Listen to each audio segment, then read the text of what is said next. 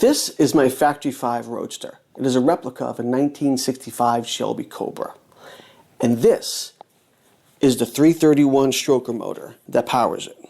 And after 5 years of owning this car and doing tons of shows, I've noticed that basically everybody that has a small block motor in their Cobra has the same setup. We all have the same Cobra valve covers and the same Cobra air filter. I get it. It's a Cobra. It needs to say Cobra. I get it. Blah, blah, blah. It doesn't. So today we're going to replace the valve covers just to give the motor a refresh and to maybe stand out a little more at shows. Performance-wise, this does absolutely nothing. It is completely aesthetics. But we're going to go to a taller valve cover that is going to give the motor a little bit of an appearance that it's bigger than what it really is.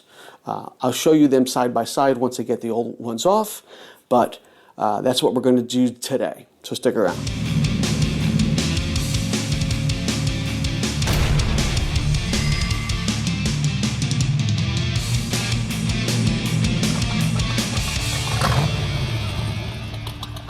So welcome back to my channel, Bangin Gears. I'm Frank, where we do basically everything automotive, from car shows and events to some do-it-yourself tutorials like we're doing today on the Cobra, but we also do them on my Ford F-150 and my new trailer as well. So kind of, if you're interested in that sort of stuff, hit that subscribe button, hit that like button. But I want to give a shout out and a thank you to my members for sticking around. I took a little bit of a hiatus over the course of the new year so far, so we're back. And we're just going to hop right into it. So the first thing we're going to do is we're going to remove the bolts. When you put them on, you're going to put them on in like a crisscross pattern so you don't bind anything against the new gasket and it goes down pretty flat. So we're going to take it off in the same kind of pattern. So I'm going to start up here and then I'm going to jump down, I'm going to scoot to the right, scoot over to the left, go up, and then come back over to the bottom corner and take everything off. But you don't need to see me take off bolts, so we're just going to skip to where I have everything off. So now with all the bolts out, I'm just going to remove the valve cover out of the way.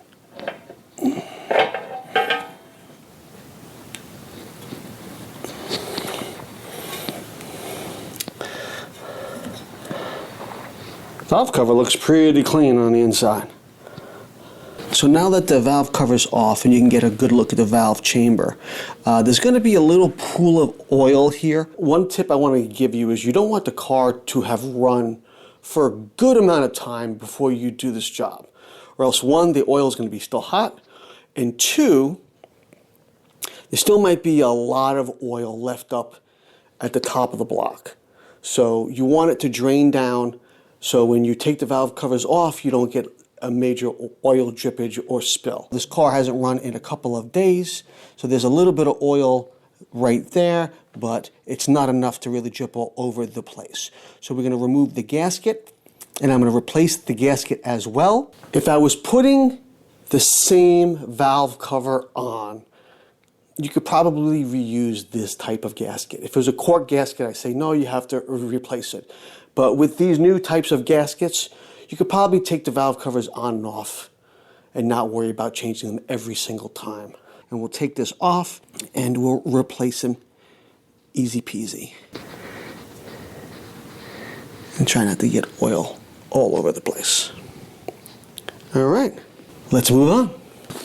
If anybody needs any of these parts, I'll list the parts and where to get them on Amazon in the video description below. So if you're interested and you want to do your own project, you can find all the parts there.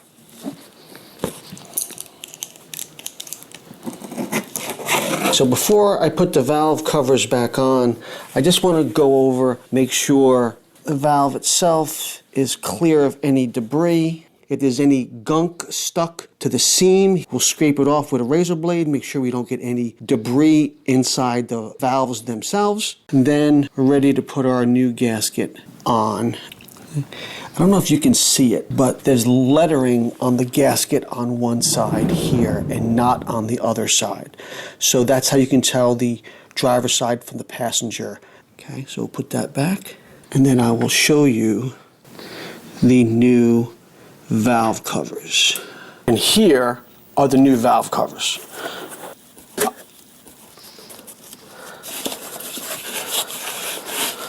Take them out, and we'll show them to you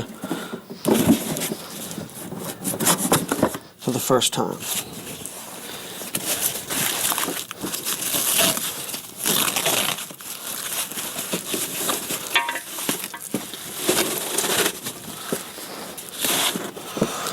With the Ford Racing logo on top. Let's get these babies unwrapped.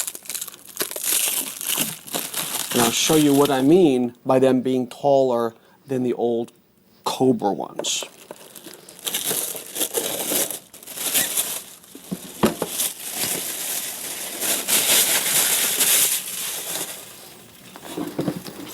Okay, so we'll put these side by side real quick. And you can see right away what I mean. These are way taller than the stock ones. So what that's going to do is when they mount on the motor, they're going to stick out a little higher, but a lot wider on the motor because of the angle that they're at. It's just an appearance thing. It has no real performance value whatsoever. I also got a new Ford breather valve for the driver's side and a new PVC valve for the passenger side. I'll put links for all of this stuff in the video description. If you like the Ford Racing valve covers, they also make a Ford Racing air filter cover, which, because it's round, I really didn't want. I like the oval one that's on the car already.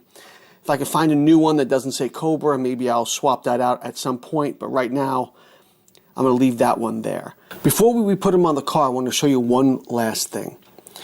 The difference between the passenger and the driver's side valve cover. There is a difference, and you'll see that right here.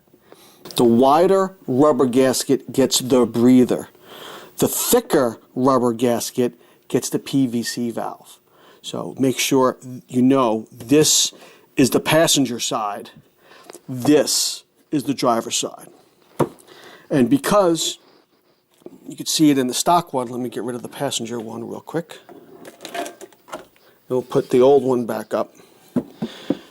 The top bolt on the stock one was way low, flat with the gasket. This is way higher. They actually supply you the longer bolts, come with the valve covers, so you don't have to buy any extra parts. Everything comes with the valve covers you need for installation. Now, enough talking.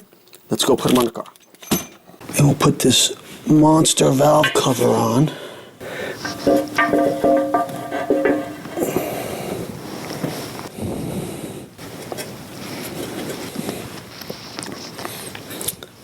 Okay, so now it's just a matter of getting the gasket to line up correctly. And that's it right there.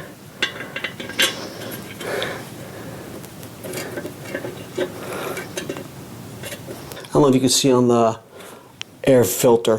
When I took the bolts off, I put them on the air filter exactly how they came off of the valve cover. Top, bottom, top, middle bottom, right top, right bottom. So I'm putting the same bolts back in the exact same spots, except for the top middle, which is going to be replaced by the new bolt that came with the valve covers.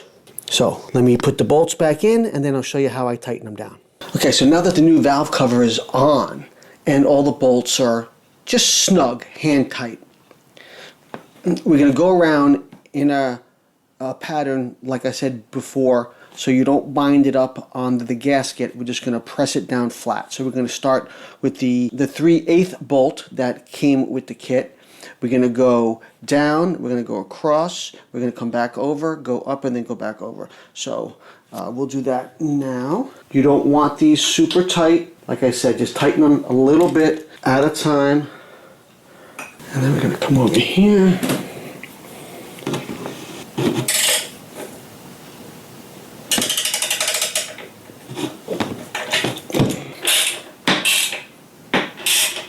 That one wasn't as hand tight as I thought.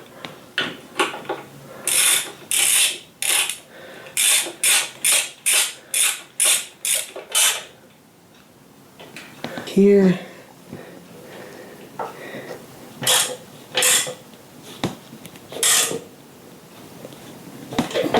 Okay, and then we'll just go around them maybe one more time just to make sure everything is nice and snug.